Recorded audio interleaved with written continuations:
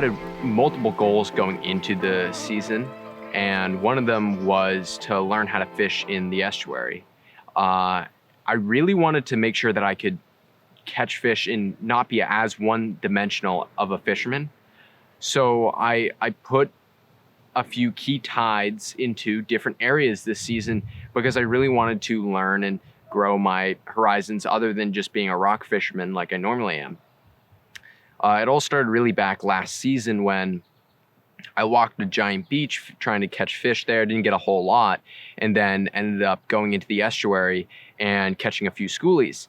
And so at that point, it was like probably July-ish time frame, and it's not the right time to be fishing there in general, but it just kind of showed me that this spot and this environment is very productive for fish.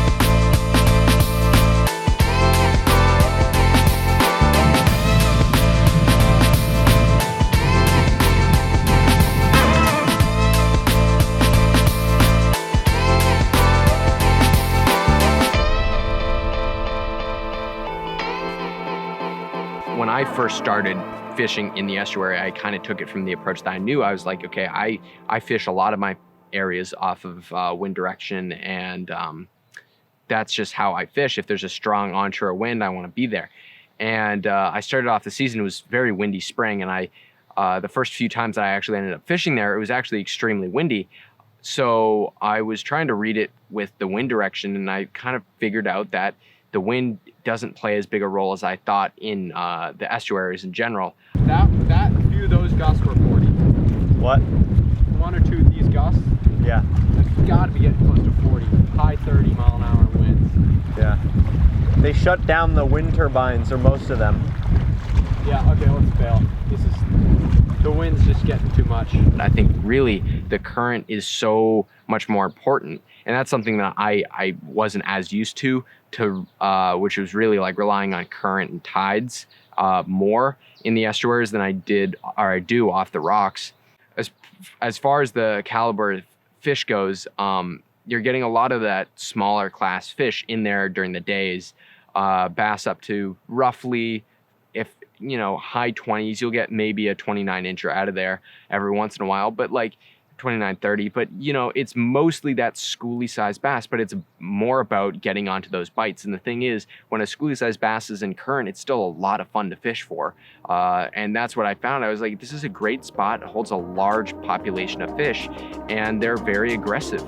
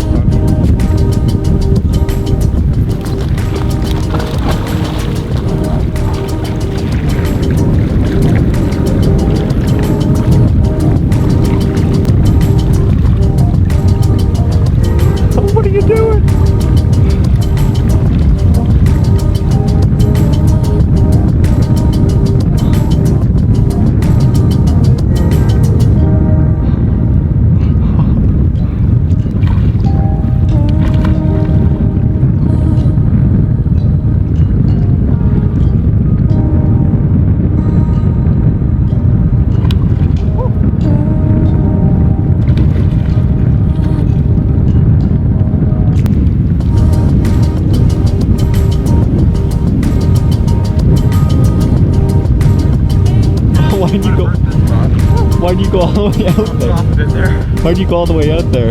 Well, I thought it was like a really big fish. Oh. Well, it's kind of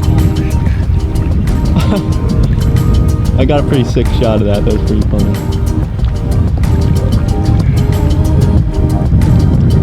Well, I had to go swimming for this guy because he got me out around the little sod bank out there.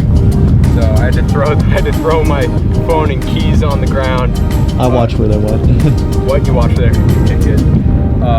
But it's a nice one. But regardless, I mean, it's a pretty one too. It just has some great color. Oops, starting to clamp down. So let's get a good release on this guy right here. He's gonna go as soon as I let go of him. Ready? Sick. Crawling out of the estuary. Hey, it was worth it. I'll do that every day of the week for a bass like that. Woo. There we go. That was awesome. And I feel like I still haven't fully learned and fully utilized the potential of estuaries, but just being able to get in there in the spring early and really figure them out, and as the season progressed, get to a point where I could find where bigger fish were staging up, I now feel much more confident fishing there and feel like I have a good shot at maybe catching some bigger fish next spring in the estuaries.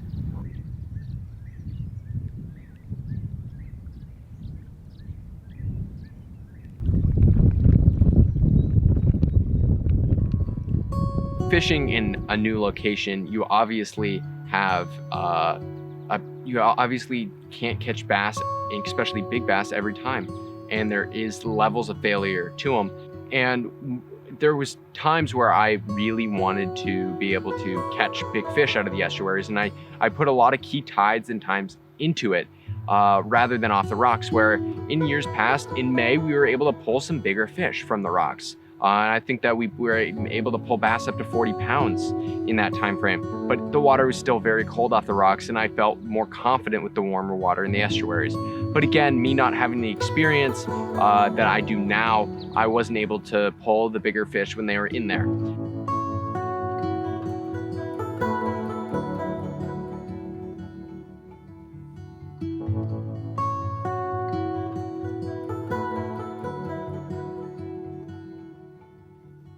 Fish the back side of the rip pretty good. Now I'm going to try to go fish the front side of the rip.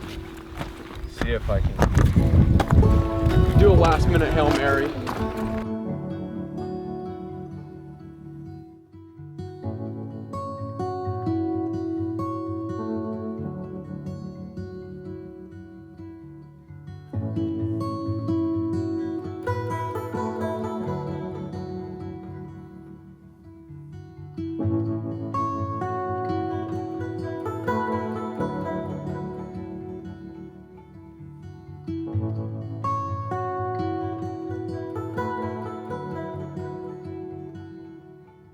It really was, it was a grind. We didn't get much fish. In fact, we got skunked on one of many trips of trying to fish it early morning and at the best tides that we could, and we couldn't actually end up, we didn't actually end up catching anything of any real size. Rest after this one.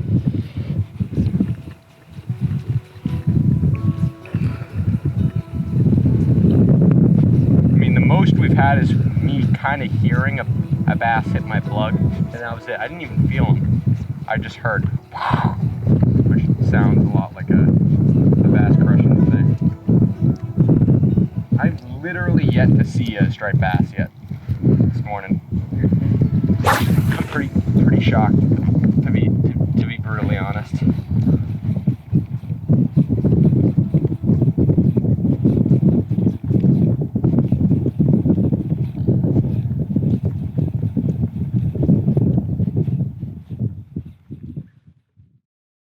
I've done a lot of fishing, and I've talked to a lot of guys about fishing in the estuaries, a lot of much more knowledgeable people than I am on fishing in estuaries.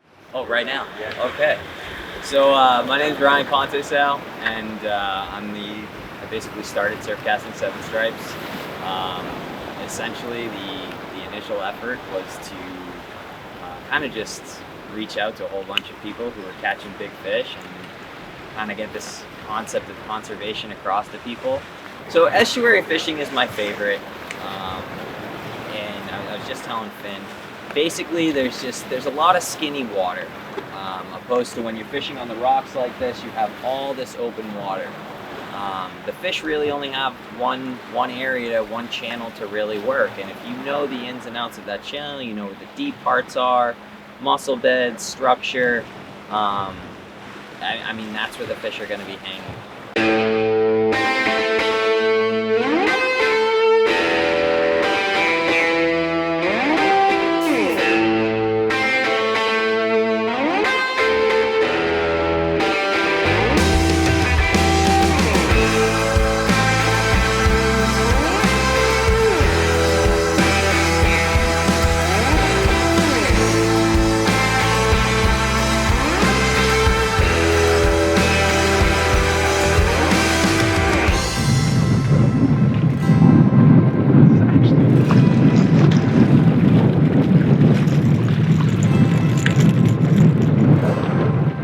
That's a chunky 20-incher. All barbless hooks. I was gonna say, you mind if I use your pliers?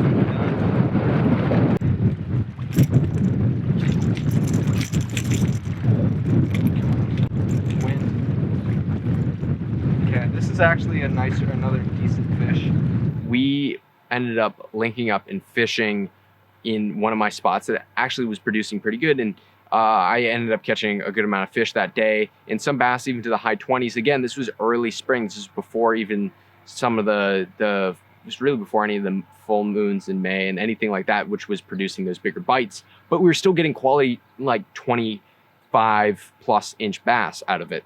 And I talked a lot with him about current and where bass were staging up in estuaries and rips, like deeper water, turning into shallower water, and current breaks on and off of those humps of sand, mud in the water. Again, skinny water, you find the structure, you look where the rips are, because it's easy to read current when you're in an estuary. There's only one place it's really going. So again, I've caught some of my biggest fish, and usually I'm fishing at low tide because I want to see essentially where that deepest part of the channel is, and that's going to be the part that's holding the water at the very end. Because you can see there's something going that way, there's something going this way. Half of the current is coming out that way, half of it's going in. Right. And then this is just like a crazy swirling wash. I was going to say right here in this bank. Yeah. And the other thing is there's blowing up against it, the current pushing up against it. there's also rocks or like mud boulders underneath. Yeah. Where the bass just Dude, there's fishing. Let's do it. let's get in the water. Let's catch one.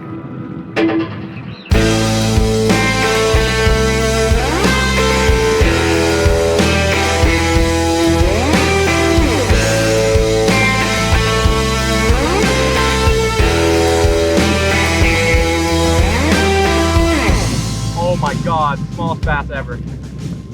In the back.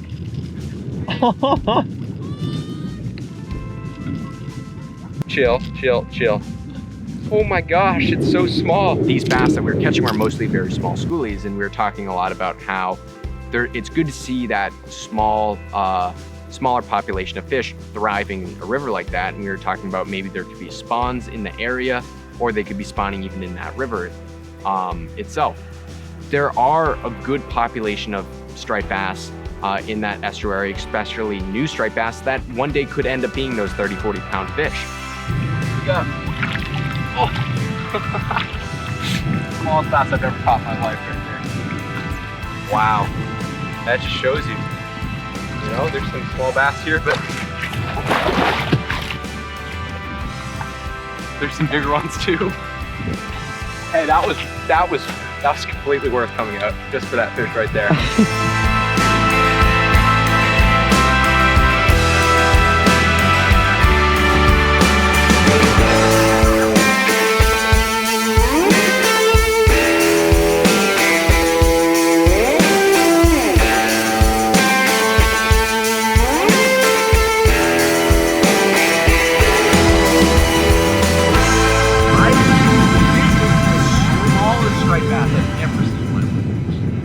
Sure.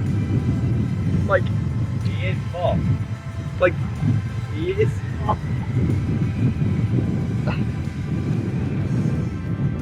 So this is what I'm talking about. I thought I saw a bass. I caught a bass that looked like it might have been spawning in here. Yeah. And that's when I asked you the question. You think that this is a... Like that's definitely spawned here, man. You That's think? so small. I can't like I can't say that fish came from Chesapeake Bay. That would be You know what I mean? ridiculous. I'm gonna let it It's go. a long swim. And we talked a lot about fishing in the estuaries in the springtime, how I pinch all the barbs on my hooks. I even on my swimming plugs will put inline singles on them. And we talked a lot about the health of a fish. And if you think about it, when you're fishing in an estuary, most of the time you're not going to be catching monster striped bass unless you're fishing at night and really targeting those monster striped bass. So really what we were talking about is springtime in general. It's a really good time to pinch your barbs on your hooks and switch your swimming plugs to inline singles.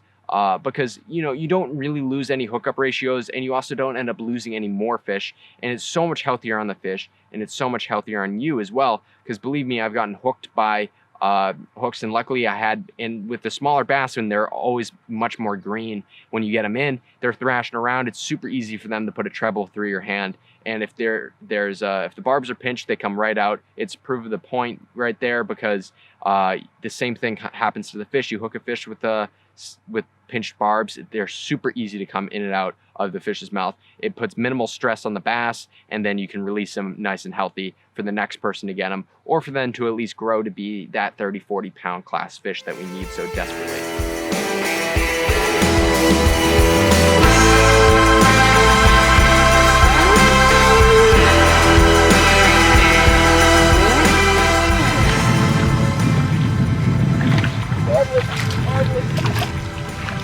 Oh, barely hooked barbless bass. Yeah. Well, the first one was like twice this big, but yeah, this is barbless. It should just come right off. Yeah. Just all pressure. Barbless? Yeah. It's another nice little guy. Yeah, let's get a good Perfect. Swam off. I'm really liking this.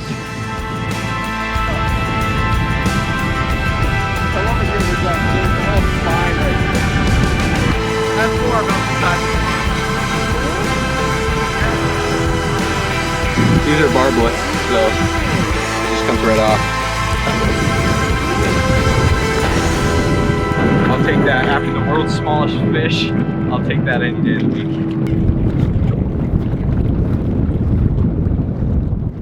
week. I've talked a lot about my progression through learning the estuary this season, and something that didn't dawn on me until later in the season was how healthy and concentrated the fish are in there, and how much potential an area like that has throughout really all of the spring into summer.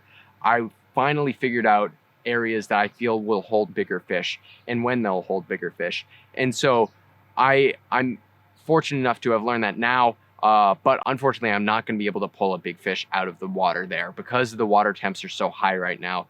We always have fall, and maybe in late fall, we'll be able to figure out some areas that are producing bigger fish. But as the season has progressed, the bigger bass especially are pushing out of the estuaries. So there's not a lot of size in there, but the quality of fish for next spring, and really playing the moons and playing the herring run, and when there's bunker in there super early, being able to take all of those factors and now play them into next spring is such a powerful thing. And I'm so excited to see what I can do next spring.